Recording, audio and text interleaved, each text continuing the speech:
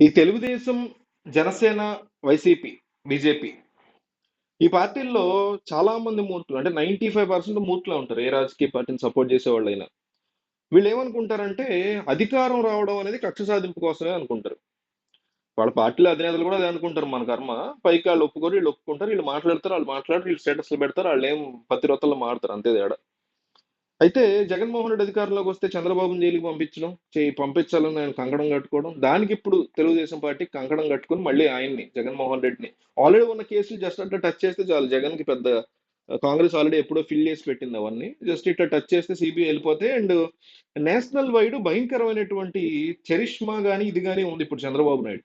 So దీన్ని base చేసుకుని compulsory Jaganmohan రెడ్డిని జైలుకి పంపడం తథ్యం అని ఒక స్ట్రాంగ్ ఫీలింగ్ లో చంద్రబాబు నాయుడు గానీ ఆయన పార్టీ గానీ ఉన్నట్టు కనిపిస్తుంది. ఆయన పార్టీ శ్రేణులు ఉన్నాయి ముఖ్యంగా.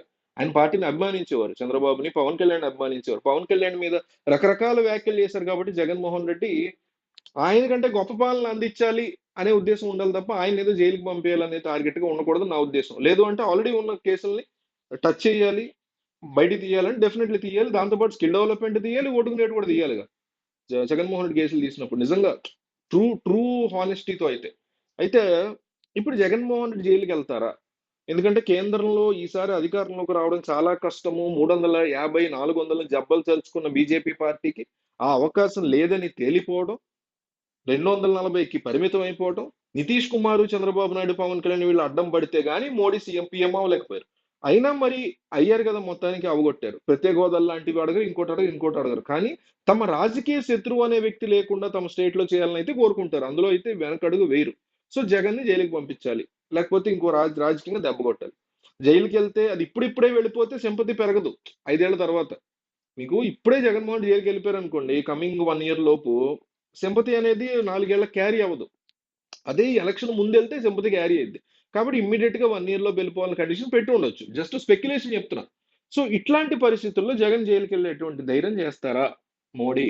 అంటే నో జైల్ అనే మాట గట్టిగా వినిపిస్తుంది. ఉండవల్లి మాట్లాడిన, ఇంకోళ్ళు మాట్లాడిన చెప్తుంది ఇదే. ఎందుకు అంటే రాజ్యసభలో 11 స్థానాలు, రాజ్యసభ ఎంపీ స్థానాలు కనిపిస్తున్నాయి వైసీపీకి.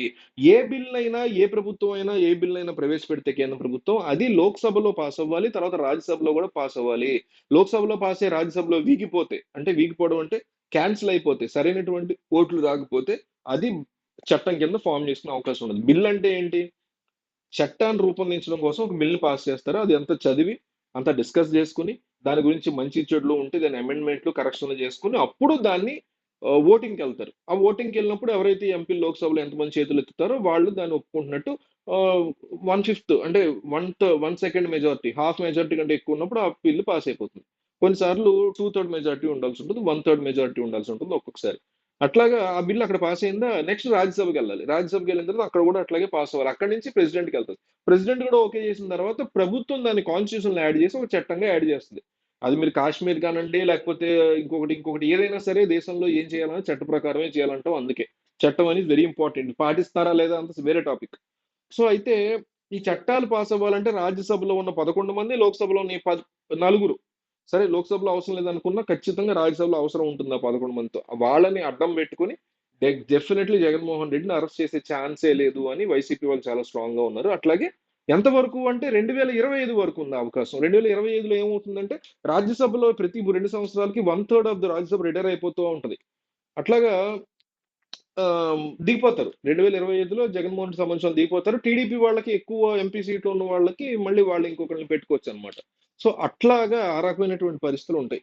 సో అందువల్ల 25 వరకు జగన్ ని అరెస్ట్ చేసేటువంటి ఛాన్సెస్ లేవని వైసీపీ చాలా స్ట్రాంగ్ గా చెప్తుంది. 20 తర్వాత కూడా చేసే ఛాన్సెస్ లేవని చెప్తుంది ఆ పార్టీ. ఎందుకంటే 29లో ఎలక్షన్ వచ్చేస్తుంది. 25 ఆఖరికి ఎక్కడో ఉంది అది. సో 26 అనుకోవచ్చు.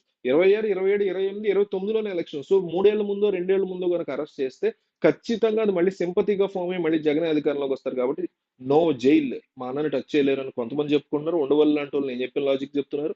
ఇంకొంతమంది లేదు ఖచ్చితంగా అరెస్ట్ చేస్తారు, సింపతి వచ్చినా లేకపోయినా ఆయన తప్పులు చేశాడు జైలుకి వెళ్ళాలని కొంతమంది. నా ఉద్దేశం ఏంటంటే ఖచ్చితంగా కేసులు ముందుకు కదలాలంట నేను. స్కిల్ డెవలప్మెంట్ అనండి, ఓటుకు నోట్ అనండి, జగన్మోహన్ రెడ్డి ఆదాయం మించిన అక్రమాస్తుల కేసులు అనండి, ఏమైనా సరే కేసులు ముందుకు కదలాల్సిందే, క్వశ్చనే లేదు. నిజంగా చంద్రబాబు ఏ తప్పు చేయలేదు ఓటుకు నోట్ కేసులో, వెరీ గుడ్, సంతోషం, చప్పట్లు కొడతాం, బయటికి రండి. లేదు జగన్ ఏ తప్పు చేయలేదు అక్రమాస్తుల కేసులు అంటే వెరీ గుడ్, సంతోషం, చప్పట్లు కొడతాం, బయటికి రండి. అంతేగాని వాటిని అక్కడ ఆపేయొద్దు.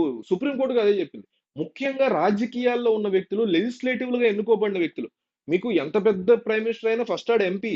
ఎంత పెద్ద సీఎం అయినా ఫస్ట్ ఆడు ఎమ్మెల్యే. సో, లెజిస్లేటివ్‌లు ప్రజల యొక్క రిప్రజెంటేటివ్స్‌గా వీళ్ళు ఎన్నుకోబడ్డారు. కాబట్టి వీళ్ళకి సంబంధించినటువంటి కేసులు ఏవైనా పెండింగ్ ఉంటే, వాటిల్ని పెండింగ్‌లో ఉంచొద్దు. అయితే దోషులుగా తేల్చండి. లేదా నిర్దోషులుగా బయటకు వదలండి. అంతేగాని ఆల్రెడీ ప్రజల మధ్య లెజిస్లేటివ్‌లుగా ప్రజా భాగస్వామ్యంలో ఉన్నటువంటి వ్యక్తుల్ని, ప్రజా ప్రతినిధులుగా ఉన్న వ్యక్తుల్ని కేసుల విషయంలో ఉంచొద్దు వాళ్ళని. తప్పు చేస్తే లోపలేయండి. తేల్చండి. లేదు తప్పు చేయలేదంటే క్లీన్ చిట్ ఇచ్చేయండి. అంతేగాని ఉంచొద్దు అని చెప్పి సుప్రీం కోర్ట్ ముత్తుకుంటది. కానీ మన లా మినిస్ట్రీకి ఉన్నటువంటి ఒళ్ళు పొగరు కారణంగా వీళ్ళకి బీజేపీ వాళ్ళకి కొన్ని వేల మంది ఉన్నాయి ఇట్లాంటి కేసులు. కాంగ్రెస్‌కి కొన్ని వేలు ఉన్నాయి. ఇక జగన్‌కి, చంద్రబాబు, పవన్ కళ్యాణ్ బ్యాచ్ కొన్ని వందల మంది ఉన్నారు. సో, అందుకే పాలకులే దుర్మార్గులు కాబట్టి దీన్ని ఇంకా ముందుకు తోయకుండా ఉన్నారు. బట్ మన డిమాండ్ ఎట్లా ఉండాలంటే కేసులు ముందుకైతే నడవాలి. అరెస్ట్ చేస్తారా? మీరు సస్తారా? తర్వాత సంగతి ముందు తేలాలి అనేది ఆహ్, నాలాంటి వాళ్ళు, మనలాంటి వాళ్ళ యొక్క డిమాండ్.